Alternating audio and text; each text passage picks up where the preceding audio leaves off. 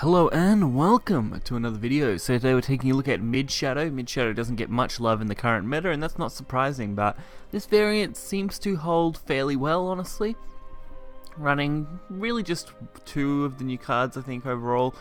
Or 3 actually, because of course Paradise Vanguard, which, like I said, seems to be in every single deck. If you've watched some of my previous videos, it's just that good of a card. Banishing an enemy follower with 1 defense just is pretty easy condition, and it fills a nice 2-slot gap that we're kind of missing in a lot of decks that literally used to hold, so not too bad to see that. Of course, we also have Altar of Bones, Summon a Skeleton, just some extra value in that one.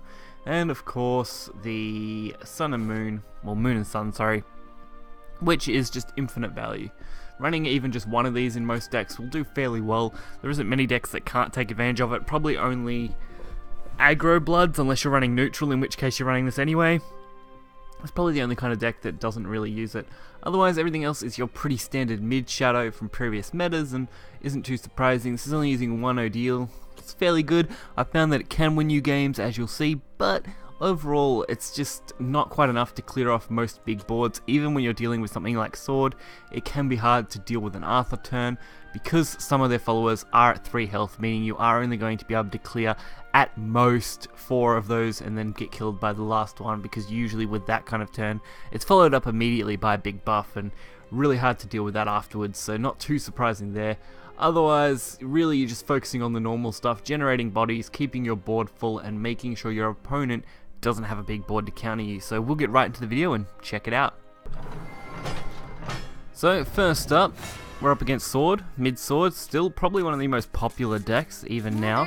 It's still extremely strong, and things like Chromatic Duel definitely are the problem at the moment, I think. Really pushing Sword far beyond what it probably needs to be at. But honestly, it's still not quite as oppressive as some decks in the past, so I think it's overall fine, but I could definitely see some kind of nerf hitting it in the future. I wouldn't be surprised if it's one of the top contenders. But we'll wait and see. I mean, they didn't decide to change anything with previous decks, although they were closer to 50%, so we'll see where this one goes over the course of the coming weeks. Well, by the time this video comes out, it'll probably be much closer to the end of this month. So we do get the clear. We do only get the 1 hit on the Bladed Hedgehog. I was kind of expecting that. It's not too shocking that that's how that went. I do decide to just throw the Palace. I don't really want it at this stage. I'm more important to use my Evolve on the Bird, which can give me massive amounts of draw power, which I think is just slightly better overall for what I want to do. And Ceres of the Night. It's a pretty good way to get rid of some of this stuff, and adding some heal value to my board is always going to be helpful. So why not?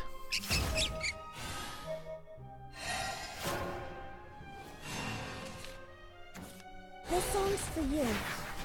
So opponent's not doing too much substantially this turn. Does leave up my Ceres, which is great because it means I can take more advantage out of it and get more heals. Throwing an Evolve on this Bird now isn't going to be so bad, being able to buff up our board pretty nicely overall, giving us the extra amount of draw power we kind of need. I do have to round the Ceres though, really needed to trade that in. Get rid of their Hedgehog before it can really be buffed up too huge.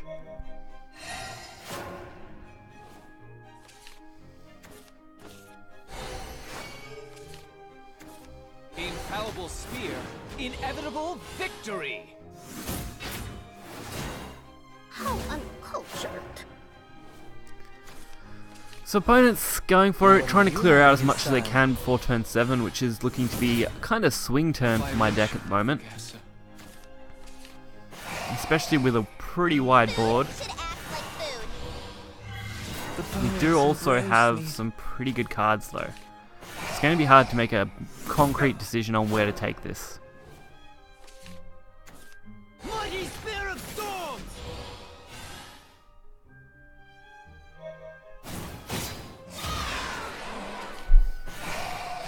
Fortunately, that was probably the only card Sword could have had that would have detrimentally affected our board, but we can make up for that a little bit with this play, getting all our zombies out.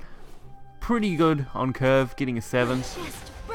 The only problem would have been if they had an immediate follow-up with the Tempest, then that would have hurt, but Honestly, seeing one Tempest means that we've only got a couple more to probably deal with. And we've got plenty of ways to start building our board back up. And there is their knight. Trying to deal with this. I could have went with Odile and cleared this. Do decide to hold on to that.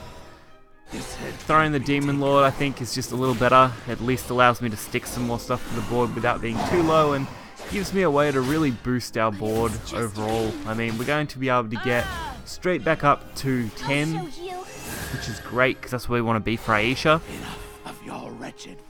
That's really what you want. Early game, just keep doing killing over and over again, and then making sure your opponent's board is empty continuously, while also keeping in mind what you might be able to use for lethals. So this Gwaine is a little dangerous. I mean, with the Evo here, being able to kill off my 7/6 is going to hurt. It does allow me to draw though, but it will also banish something, so next turn's not going to be great when we're losing a card. At least we should be able to go super wide. And unfortunately we get Moon and Sun, and the only one we run and we lose all that value. Kind of unfortunate. But at this point in the game it's so late that it's not a big deal, and we're already starting to set up our potential lethal turns. So all we need is to be able to remove this ward and also deal 2 damage. If we can manage that, we can go for lethal.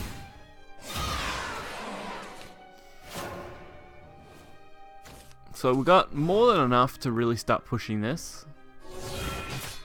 Decay and shine.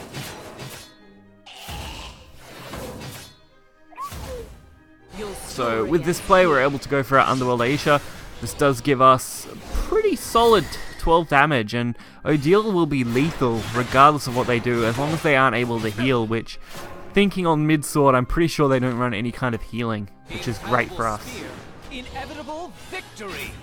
So unless they were able to go for lethal, which I don't think is going to be possible for them from this position, then we have a very easy game.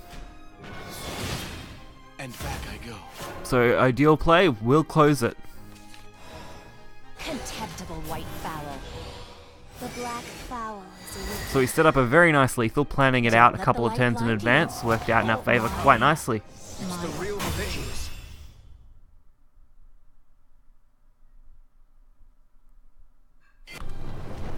So next up is Dragon. Midshadow's always done fairly well against Dragon right from the beginning, but we are seeing a fairly big shift to Dragon being more PDK orientated, or more just board flood orientated, with a few big clears like Frenzied Drake over what they used to be like, where it was just continual big drops, especially since they did lose Suckwill.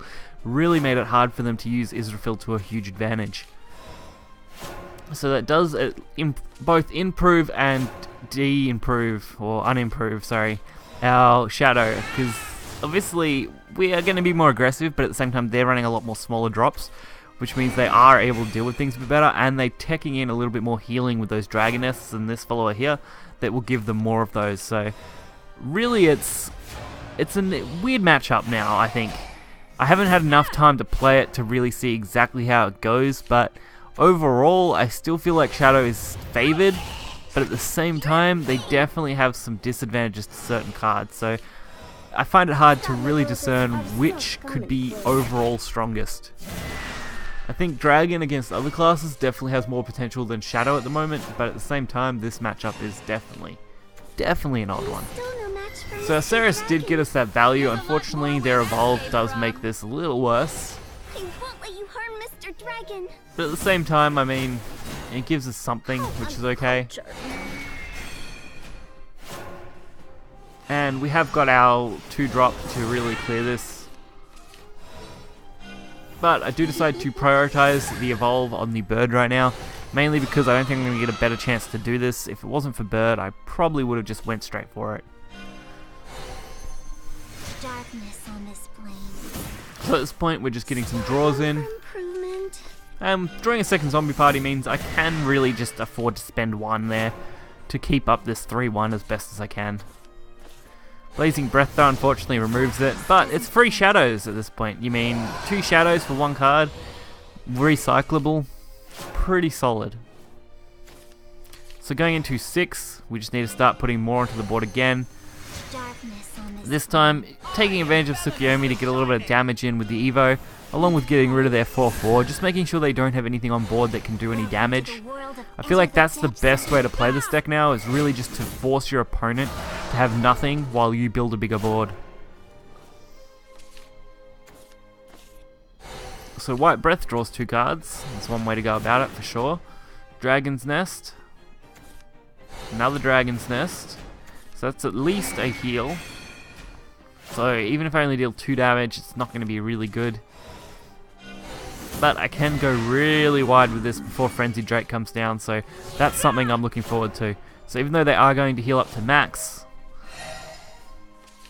I'm actually pretty okay with that, because they can't really deal with this very easily. If they want to deal with this, they would have to commit a fair amount of resources, I'm pretty sure. I don't think they have any major way to go against this board. But on my side, I'm able to just play out my Ector, go face, get 16 damage, leave them on 4, set up a pretty easy Aisha even without the 10 Necromancy. So Aisha now is within lethal range, although that Dragon's Nest is going to put them slightly out, so all I really need to do is score 1 damage. So even with a Frenzied Drake here, it is going to make things a little more awkward, but since I do have another setup next turn, being able to use a pretty good card, especially that Ceres, really helps, because I was a little worried that maybe a Zeus play could be their follow-up. Going for an Evo Zeus would be more than enough damage to kill me. Ceres puts them just out of range of that play.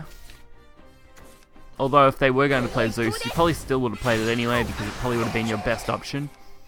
But this way, I actually can set up my Aisha to go full 10 damage instead. And even if it hadn't, leaving 1 body on would have allowed me to go face anyway. The bones embrace me. So I had a couple of ways I could have went for lethal. But I think the setup turn 9 was just enough to really push us over that edge in this match. I admit defeat.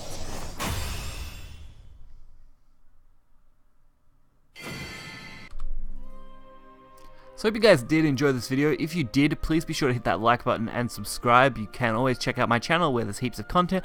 You can also check out any of the links in the description to anything else that you might be interested in. Also be sure to head over to Twitter. You will see my account where I post pretty regularly now. I try and keep things flowing for you guys.